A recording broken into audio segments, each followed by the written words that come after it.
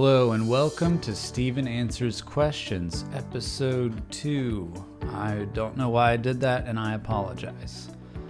Let's get started. We have a question from Josh Walker who asks, what is an effective way to reflect on what bad habits you might be unconsciously promoting every day? Well, cats. First, you have to differentiate between habits and non-habits, and the way to do that is intention. So if you're unconsciously promoting a bad habit, that means that you're not really aware that you're doing it. So at the end of the day, you can kind of go through all the behaviors, all the things you did, and then for each behavior say, did I intentionally do this or did I just do it? If you just do things without a real reason for doing them, you're doing them out of habit. They can be good habits, they can be bad habits.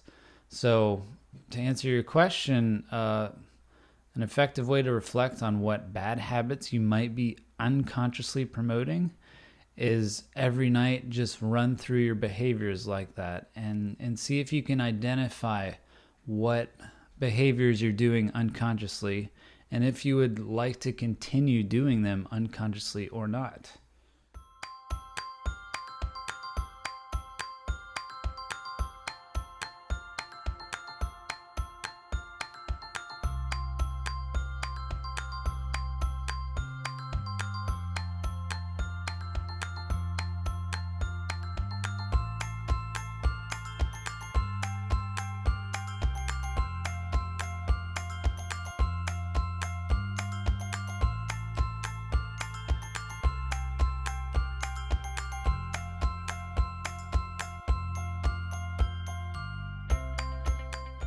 Let's use TV as an example. You can watch TV as a bad habit, or you can watch TV as a productive, rewarding way to rest. So if you're using it as a bad habit, that's when, you guys, okay. There are a lot of cords under there. I don't want them to chew them for obvious reasons. They're just chilling though. So if you're watching TV as a bad habit, you're not really thinking about why you're watching it. You're just letting Netflix play the next episode and the next episode and the next episode. Versus maybe you just decide, you know what? Hey, I'm going to take the entire day off and just binge The Office. That's okay. That's, if you're intentionally doing that because you think that you deserve or need a break and a rest and just a fun binge day, that's fine.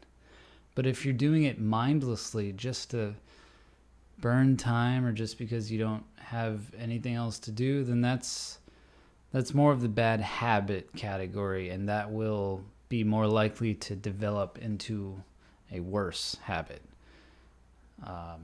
Because TV will just be that thing you go to when you're bored. That's definitely habit forming. And then there's also like you had a full day of work and you like to wind down with some TV at the end of the day. That's also fine. That can be habitual, but that's not really a bad habit. It's good to rest and relax and reward yourself for hard work. Next question comes from John. He says, do you know that old saying, you can lead a horse to water, but you can't make it drink? What do you do about a loved one who depends on you and yet does not want to drink the water, does not want to help themselves? This is a really good question, and I have to agree with the saying that you cannot force someone to take care of themselves or improve their life or make positive changes. They really have to decide that for themselves, because in the end, they control their own decisions. They control their own life, which is how it should be.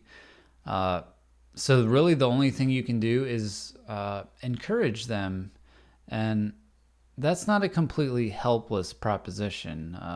You can Like, say if you want to help them exercise more, you can say, hey, do you want to go on a walk with me? Like, there are a lot of ways you can frame whatever behavior it is you're trying to get them to do. You can frame it in a positive light, and that will make it a lot more likely that they'll actually want to do it. Whereas if you frame it as, you need to exercise, you're getting fat, then obviously that's not going to make them want to exercise or even, talk to you at all. So make sure that you're framing it positively and that you're not trying to shame them into doing it.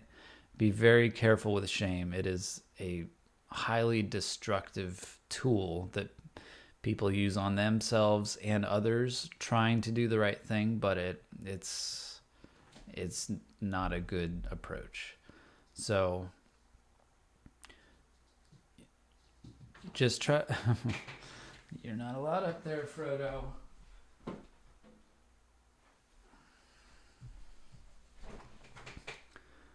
Try to frame it positively, and maybe they will drink the water. Oh, he's so cute. All right. Question number 3 comes from Karen. Are you familiar with B.J. Fogg's work? I discovered him before I read your book, Mini Habits, but your ideas seem similar to his.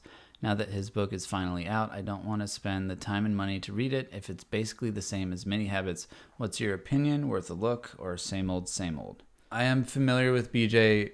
Fogg. I have not read Tiny Habits, and I think I looked at his website, and there were a couple of differences between Tiny Habits and Mini Habits. I think one is he recommends, like, you start with 1 push-up, then you go to 2 push-ups, then 3. In Mini Habits, I recommend keeping that 1 push-up floor and then using any extra motivation for bonus reps. And so, I mean, there are pros and cons to each approach. Obviously, with the 1, 2, 3 push-ups and so on, you get that progression. But that also, you risk overextending and setting a target that's higher than your capacity to do on, a bad day, which is why we have the Mini Habits. We like to keep that minimum goal very low and very easy to hit, because we all have bad days. We all have really busy days. That's the main difference. He also has he has the behavior model or something like that. He's got some good ideas. I can't really say if it's worth reading or if it's, same old compared to Mini Habits. I don't know. Maybe someone else can chime in and say if they've read both. Thank you for your questions. I appreciate it, and I hope you're enjoying this as much as I am. And the cats are also having a great time. If you have a question you would like to ask, check the link in the description. If you have already asked a question, I have not gotten to it yet, but I do have it on file. So I will try to get to that. All right. I will see you next time, and maybe I'll wear sleeves. Maybe. When the like button's not looking. Hadouken! Hadouken!